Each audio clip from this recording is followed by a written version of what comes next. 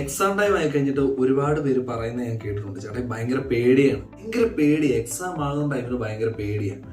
എന്തെങ്കിലും മാർഗമുണ്ടോ ഈ ഒരു പേടി മാറ്റാൻ? എൻ്റെ പേര് ജെഫിൻ ജോസ്. ഇന്ന് നമ്മൾ ഈ ഒരു ടിപ്പാണ് പറഞ്ഞു തരാണ്ട് പോണത്.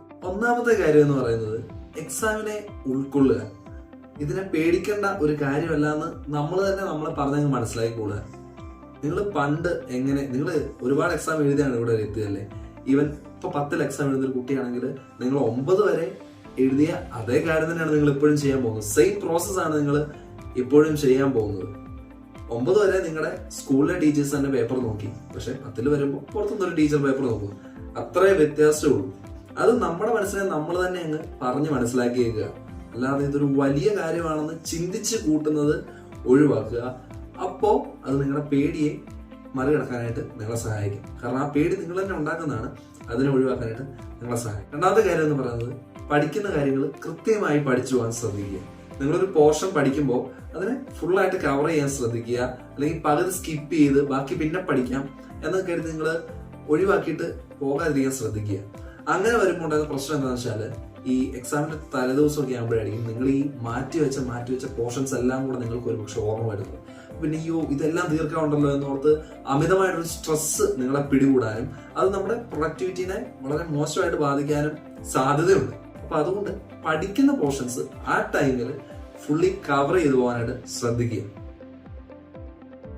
എക്സാം ടൈം ആയി കഴിഞ്ഞിട്ട് ഒരുപാട് പേര് പറയുന്നത് ഞാൻ കേട്ടിട്ടുണ്ട്, ചേട്ടാ ഭയങ്കര പേടിയാണ്, എക്സാം ആകുന്ന ടൈമിൽ ഭയങ്കര പേടിയാണ്.